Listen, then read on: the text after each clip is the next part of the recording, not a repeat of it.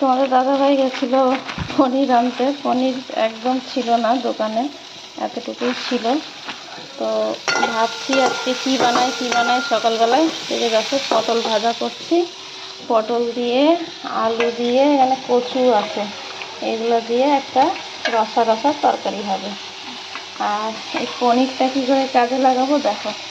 আর এই যে দুধ একটুখানি ফেটে গেছিলো কালকের, তো ওই দুধের ফাটা যে ছানাটা ওটা নিয়েছি, ওটার মধ্যে একটুখানি বেসন, একটুখানি লঙ্কার গুঁড়ো আর আর নুন লঙ্কার গুঁড়ো, বেসন আর ছানাটা নিয়েছি। তো ভাবলাম একটুখানি আমার বুদ্ধিটাকে কাজে লাগাই, তো এটা দিয়ে এখন একটা পকোড়া মতো বানাবো, আর সাথে পনিরটাও থাকবে। তো এই যে রসাটা বানাবো, এইটার মধ্যে এটা ছেড়ে দেবো। এইবেলা এরকমই একটা হজবরলা রান্না হচ্ছে। এবেলা এমনই একটা হজবরলা রান্না করছি, কি জানি কেমন হবে। ছেলেদের স্কুল আছে, তাড়াতাড়ি করছি, আবার টিফিন বানাবার আছে। চলো করে ফেলি। তো এখানে দেখো আমি একটুখানি কালো চা বানিয়ে নিচ্ছি। তোমাদের দাদাভাইয়ের লেগেছে ঠান্ডা, তাই জন্য একটুখানি কাঢ়া টাইপের বানিয়ে দিলাম। জোয়ান, গোলমরিচ, আদা, একটুখানি সামান্য চা পাতা ছেড়েছি, আর তার মধ্যে ছেড়েছি একটু চিনি, একটু কালো নুন মানে বিট লবণ। তো এই সমস্ত কিছু দিয়ে একটুখানি কাঢ়া টাইপের চা বানিয়ে দিলাম, তাকে শরীরটা একটু ঠিক থাকুক। আর এখানে দেখো আমি পকোড়াগুলো সব বানিয়ে ফেলেছি, দিয়ে এখনই অল্প পনির আছে, তাই জন্য ওইটা দিয়ে এখনই ঝোল বানিয়ে নেব। তো তোমাদের সকলকে ওয়েলকাম জানাই আমার ভিডিওতে।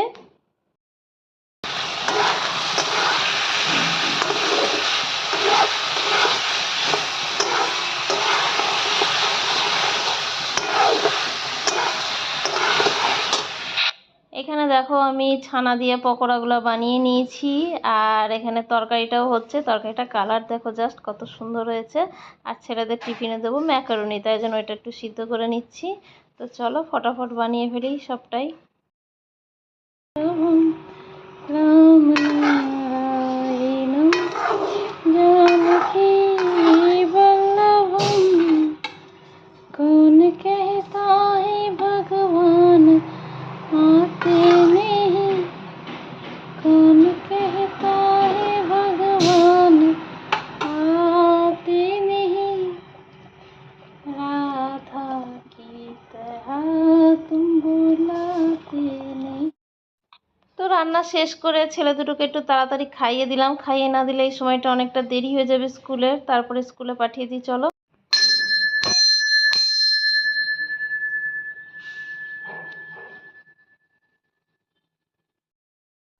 তো বন্ধুরা এখানে দেখো আমি এখন কতগুলো ফুল উঠিয়ে নিয়েছি, আছে কিন্তু অনেকগুলোই ফুল উঠেছে।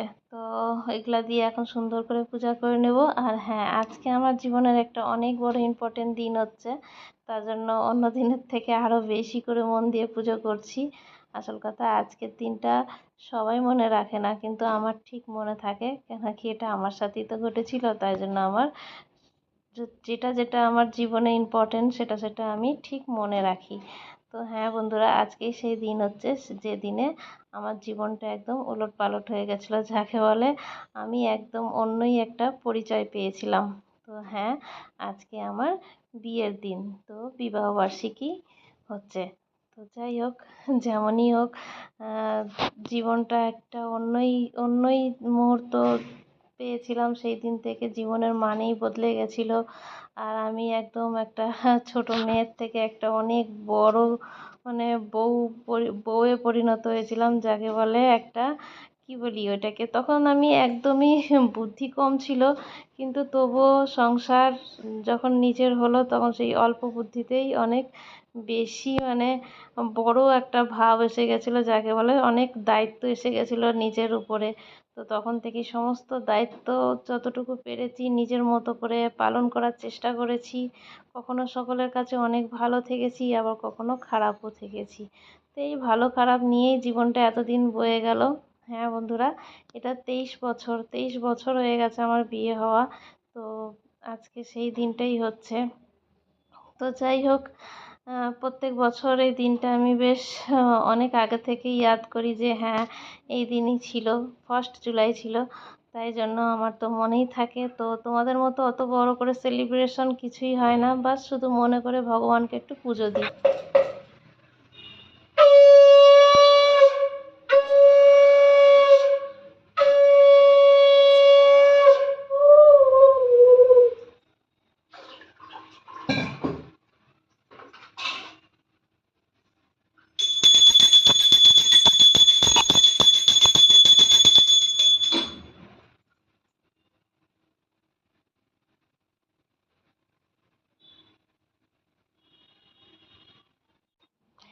যাই হোক, জীবনটা চাই যে গতিতেই চলুক না কেন, তবুও ঠাকুরের দয়ায় আমি অনেক কিছু পেয়েছি। আর জীবনে অনেক কিছু হারিয়েওছি, হারাইনি তা না, কিন্তু যতটুকুই পেয়েছি আমি এতে অনেক খুশি। সত্যি কথা বলতে এনজয়টা কী জিনিস লাইফের, সেটা আজ পর্যন্ত কোনোদিনও বুঝতে পারলাম না। বাস শুধু সংসারের দায়িত্ব কর্তব্য পালন করতে করতেই দিনগুলো চলে গেল, আর আস্তে আস্তে বুড়িও হয়ে গেলাম। তো কোনো দিনও আমার জীবনে যে এটা খাস দিন হচ্ছে বলে একটু অন্যরকম কাটবে সেটা হয়ে ওঠে না। আমার রোজকার রুটিন সেই একই রকম। দেখো চলে এসেছি আবার সেই দোকানে, খাবার দাবার রান্না করে খেয়ে দিয়ে নিয়ে বাবা মার খাবারটা এখানে চলে এসেছি আমি। আর আকাশে একদম মেঘ, অনেক মেঘ। আর এখানে না একটা জুলুস যাচ্ছে, জুলুস মানে মিছিল, এখানে নেপালিতে এটাকে জুলুস বলে। তো কোনো কিছু আন্দোলন করছে ওরা, কোনো ব্যাংকের কিছু ব্যাপার নিয়েই এখানে এই মানে এই মিছিলটা যাচ্ছে। তো এই হচ্ছে ব্যাপার। আর এই যে বৃষ্টি পড়ছে না, আমার বিয়ের দিনও কিন্তু সেই বছর প্রচুর বৃষ্টি পড়েছিল। যেহেতু আষাঢ় মাসে বিয়ে, বুঝতেই পারছো আষাঢ় মাস তো বৃষ্টির মাসই হচ্ছে। তবে এতটা জল হয়ে গেছিলো না, তোমাদের দাদাভাই বলছিল বিয়ের যে গাড়িটা মনে হচ্ছে যেন আধা ডুবেই গেছে। কৃষ্ণনগরে সেবার এত মানে বৃষ্টি হয়েছিল। কত মানুষ তো বিয়েতে আসতেই পারেনি এই ভরা ভরা বাদলের জন্য বা ভরা বৃষ্টির জন্য। তো এই হয়েছিল ব্যাপার।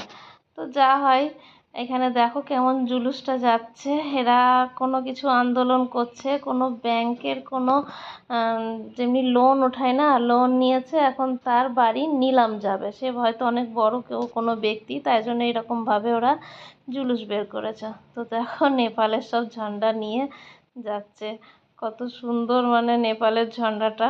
আর আর এখানে ইলেকট্রিকের কিছু গন্ডগোল হয়েছে, যেখানে ওয়েডিং করছে, তাই জন্য তোমাদের দাদাভাই ওগুলো সব খুলে খুলে দেখছে কি হচ্ছে না হচ্ছে, সব ঠিকঠাক করছে। এই হচ্ছে ব্যাপার। তো চলো আবার তোমাদের সাথে দেখা হচ্ছে একেবারে রাত্রের রান্নাতে। চলে এসেছি রাত্রের রান্নাতে। তো চলো দেখি কি বানানো যায়।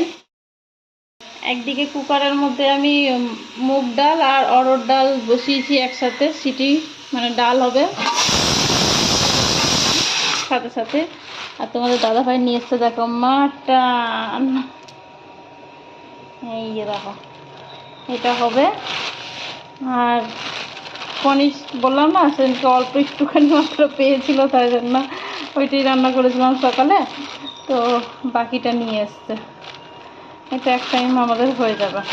তো পনির মাটন এনেছে, এখন পনিরটা বানাবো না, পনিরটা ফ্রিজে রাখবো। আর আর আর আর আমি সকালে এই যে দেখো এটা ভিজিয়ে রেখেছিলাম, এখানে মোচা আর চানা আছে। এই যে দেখো চানা রয়েছে, মোচা রয়েছে, একসাথে ভিজিয়ে দিয়েছিলাম, এইটাও বানাবো।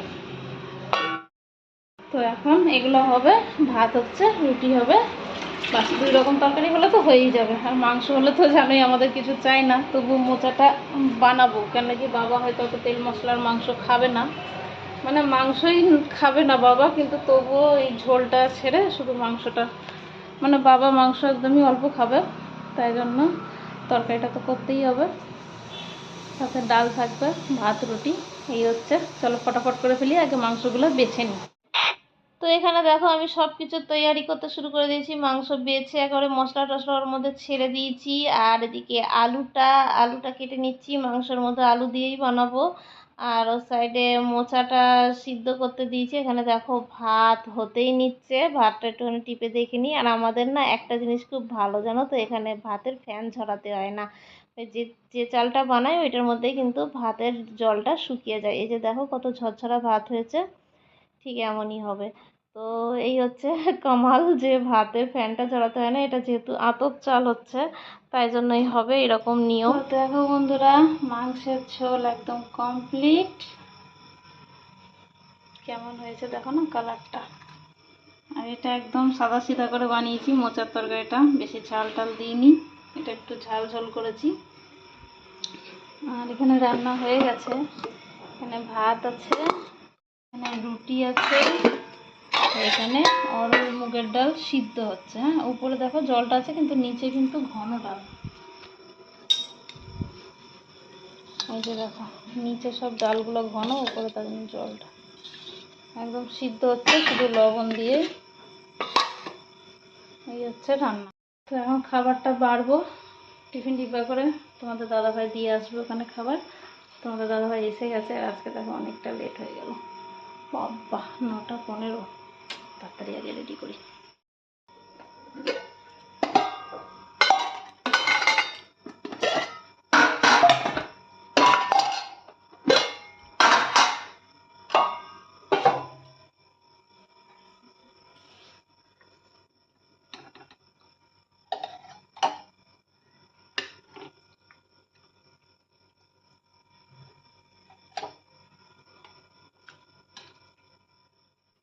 তো তোমাদের দাদাভাই খাবারটা দিয়ে চলে এসছে, এখন এখানে খাবার দিয়ে দিলাম ওনাকেও।